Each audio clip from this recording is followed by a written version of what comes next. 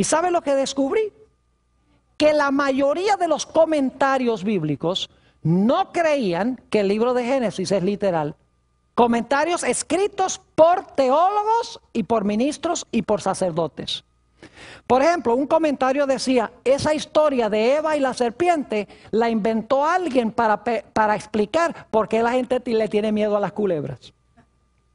Otro comentario decía, la razón por la cual se escribió la historia de Caín y Abel es para explicar el origen de las peleas que existen entre hermanos y hermanos, o hermanos y hermanas.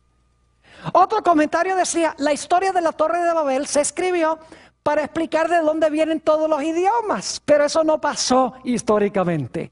Es decir, todas las historias, según estos eruditos, fueron escritos para explicar cosas que existen hoy en día, pero estas historias no se realizaron tal como lo relata el libro de Génesis. Yo quiero decirles que yo prefiero creerle a Jesús, a Pablo, a Pedro, a Mateo, a Marcos, a Lucas y a Juan, que creerle a cualquier erudito moderno que no acepta la historicidad del libro de Génesis. Ahora quiero decirles también que el libro de Génesis tiene mucho que decir en cuanto a las disciplinas que se estudian en las universidades de hoy. Las grandes disciplinas, hay departamentos de sociología, hay departamentos de historia, hay departamentos de botánica, hay departamentos de biología, hay departamentos de teología. El libro de Génesis tiene algo que decir en cuanto a todas estas disciplinas que se estudian hoy en las universidades. Permítame mencionarles algunas. La teología. El libro de Génesis comienza diciendo, en el principio creó Dios los cielos y la tierra. Es una declaración teológica. Es decir, el mundo debe su origen a Dios. El libro de Génesis tiene mucho que decir de cosmología, es decir, cómo apareció la atmósfera, por qué hay aguas abajo y aguas arriba, por qué hay aguas debajo de la tierra, de dónde apareció la tierra seca. Es decir, el libro de Génesis tiene mucho que decir, por ejemplo, en el capítulo 1 y el versículo 6 al 8, sobre el origen del cosmos. El libro de Génesis tiene mucho que decir en cuanto al origen de la cronología, es decir, del tiempo. Después de cada día de la creación dice, y fue la tarde y la mañana del día primero, fue la tarde y la mañana del día segundo. Y si leen un poquito más adelante, por ejemplo en Génesis 1 y el versículo 14, dice que Dios hizo el sol para gobernar el día, hizo la luna para gobernar la noche, también hizo las estrellas para gobernar los meses y las estaciones del año. Es decir, el libro de Génesis nos habla del origen de la cronología. El libro de Génesis en el capítulo 1 y los versículos 9 y 10 nos dice mucho sobre la geografía. ¿Dónde y cuándo se originó la tierra seca? A donde andan los animales, a donde están los árboles y las flores y las plantas. Nos dice allí que Dios fue el que hizo aparecer la tierra seca de en medio de las aguas. El libro de Génesis tiene mucho que decir de la botánica, es decir, de las plantas. Es más, en el capítulo 1 y los versículos 11 al 13 de Génesis, nos dice que todas las plantas se iban a reproducir de acuerdo a su especie. Y hoy en día, el mundo de la botánica nos dice que las plantas se reproducen solo según su especie. El libro de Génesis tiene mucho que decirnos sobre la astronomía. Habla sobre el origen del sol, sobre el origen de la luna, sobre el origen de las estrellas. El libro de Génesis tiene mucho que hablar de zoología, es decir, el estudio de los animales. Nos dice que Dios el quinto día hizo las aves, hizo los peces. El sexto día hizo los mamíferos que andan sobre la tierra. Es decir, que los animales no llegaron a existir por evolución. No evolucionaron de algo menor a algo mayor, porque el quinto día hizo Dios aves, peces, el sexto día hizo los animales terrestres. La Biblia tiene mucho que decir en el libro de Génesis sobre la antropología, el origen del hombre. La Biblia nos dice que Dios tomó polvo de la tierra, hizo al hombre, y luego del hombre hizo a la mujer. Eso lo encuentran en Génesis el capítulo 2 y el versículo 7. El libro de Génesis tiene mucho que decirnos de la sociología. Por ejemplo, que la sociedad debe componerse de parejas que se casan matrimonialmente para tener hijos. El libro de Génesis nos dice que Dios hizo ese vínculo social al comienzo que nosotros llamamos matrimonio. El libro de Génesis tiene mucho que decir de la psicología. Fíjense que al principio, antes del pecado, todo estaba en armonía.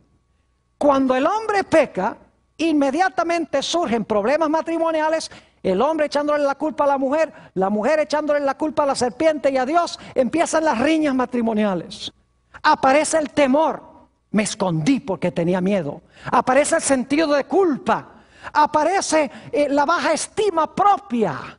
Aparece la tendencia a culpar a otros por lo que nosotros hacemos. Apareció el odio, como se encuentra en la historia de Caín y Abel. Todos los fenómenos psicológicos aparecen como fruto del pecado. Y el libro de Génesis nos habla sobre todos estos fenómenos psicológicos. El libro de Génesis tiene mucho que decir de geología. El estudio de la tierra, en otras palabras. Nos tiene que decir que durante el diluvio este planeta sufrió trastornos terribles. Y por lo tanto, la gente que trata de leer la tierra hoy en día, la trata de leer en vano si no creen en el diluvio. Porque el mundo que conocemos hoy no es el mundo que existía al comienzo.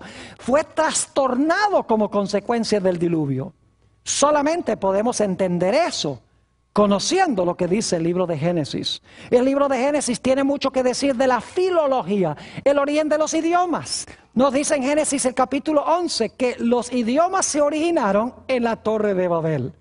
El libro de Génesis tiene mucho que decir de historia, especialmente historia antigua.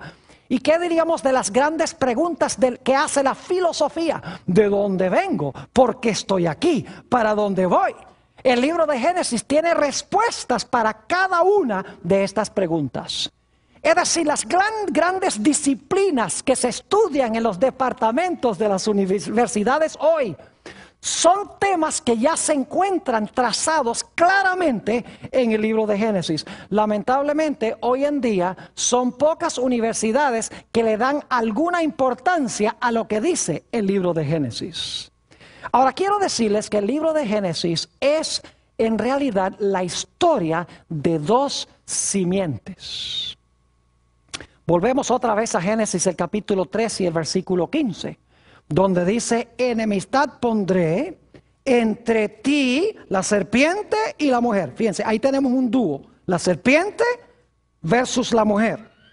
Y entre tu simiente y la simiente de ella, es decir, otra vez un dúo, la simiente de la serpiente y la simiente de la mujer.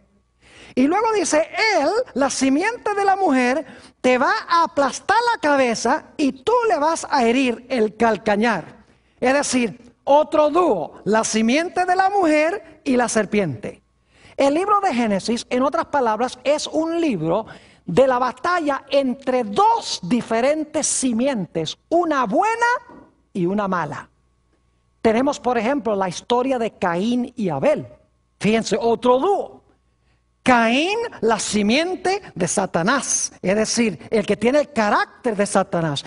Y tenemos a Abel, que es el bueno, que tiene el carácter de Dios. Y están enemistados uno con el otro. Tenemos en Génesis 6 los hijos de Dios, que son los fieles al Señor.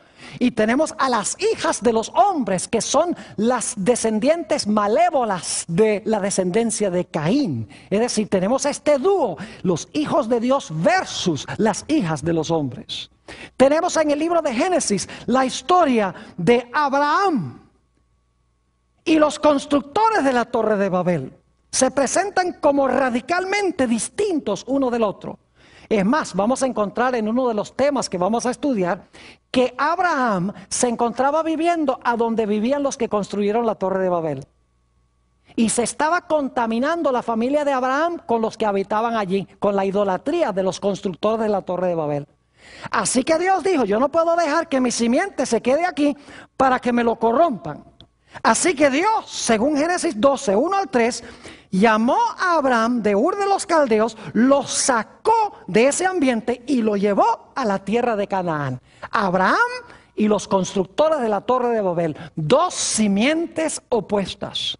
Luego tenemos Isaac e Ismael. Isaac, la simiente mala, Isaac, la simiente buena, Ismael, la simiente mala. Y nuevamente la idea de enemistad. Ismael odiando y tratando de destruir a Isaac, según dice en Gálatas el capítulo 4. Y luego tenemos la historia de Jacob y Esaú. Fíjense, otro dúo en el libro de Génesis. Esaú, el malo, que vendió su primogenitura, y Jacob, el bueno, el que recibió la primogenitura. Y Esaú enemistado contra Jacob, su hermano. Tenemos también Lot y los constructores de las ciudades de Sodoma y de Gomorra. Lot, según 2 de Pedro 2, 6 al 8, era un hombre pío, era un hombre santo, que le molestaba la impiedad de las ciudades, mientras que la Biblia dice que los habitantes de Sodoma y Gomorra eran malos y pecadores delante de Jehová. Y luego tenemos a José por un lado y tenemos por el otro lado a sus hermanos. Es decir, el libro de Génesis es la historia de las dos simientes, la simiente buena y la simiente mala, en riña o en guerra uno con el otro.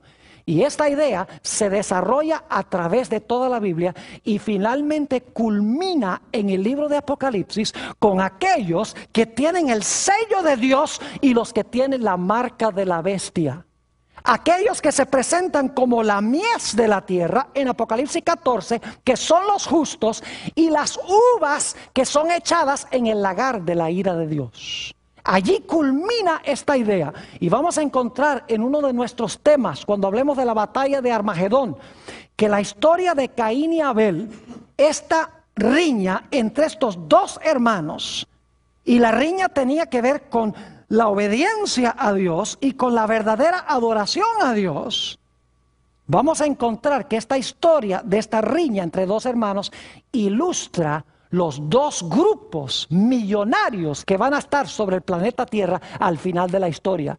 Y vamos a ver que la gran guerra final va a tener que ver con si obedecemos a Dios o no, si adoramos a Dios como Dios ha mandado o no.